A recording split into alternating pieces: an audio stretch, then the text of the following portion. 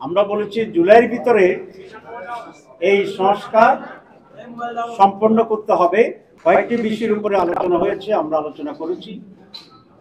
প্রথম হচ্ছে সংস্কারের বিষয়।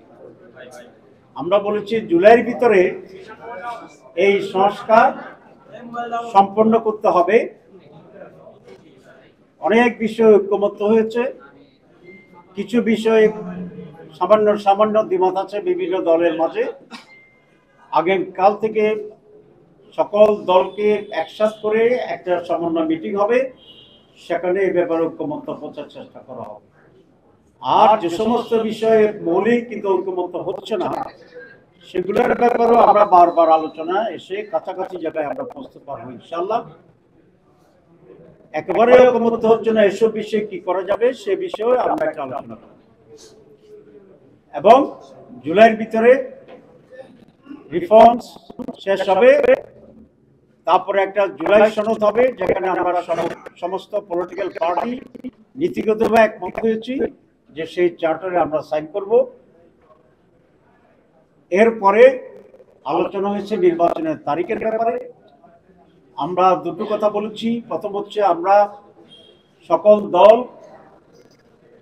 আমরা ডক্টর মোহাম্মদ ইউনূস প্রধান উপদেষ্টার প্রতি আমাদের আস্থার কথা পুনর্ব্যক্ত করেছি এবং ওনার নেতৃত্বেই একটি সফল সুন্দর সুষ্ঠু নির্বাচন হবে এবং নির্বাচন হোক, আমরা এটা চেয়েছি, এটা ওনাকে বলেছি।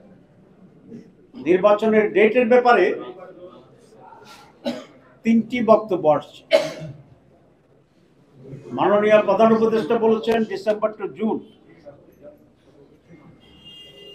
কিছু পলিটিক্যাল পার্টি বলেছেন ডিসেম্বর, আর আমাদের পক্ষ থেকে আমরা বলেছি জুন এবং মে মাস আবহাওয়াগতভাবে নির্বাচন অনুষ্ঠানের জন্য উপযোগী নয়। তাহলে মে জুন বাদ দিলে ওনার যে কমিটমেন্ট আছে, কমিটমেন্টের যে টাইম লাইন সেটা হচ্ছে ডিসেম্বর থেকে এপ্রিল, এর মাঝে একটি রোজা আছে। এবং আমরা বলেছি আমরা এর ভিতরেই আপনি একটা ডেট ঘোষণা করবেন। আমরা এই ব্যাপারে খুব রিজিড হতে চাই না, আমরা ফ্লেক্সিবল, এবং আপনাকে কোনো ডেট আমরা নির্দেশও দিতে চাই না, ডিক্টেটও করতে চাই না। আপনি আমাদের সেন্টিমেন্ট অবশ্যই আজকে প্রকাশ পেয়েছে, আপনি বুঝেছেন। এর মাঝে ডিসেম্বর টু এপ্রিল একটা সুইটেবল টাইমে আপনি একটা ডেট দিলেই জনমনে যে এখন কিছুটা সংখ্যা এবং অস্বস্তি আছে, আমরা বিশ্বাস করি এটা কেটে যাবে।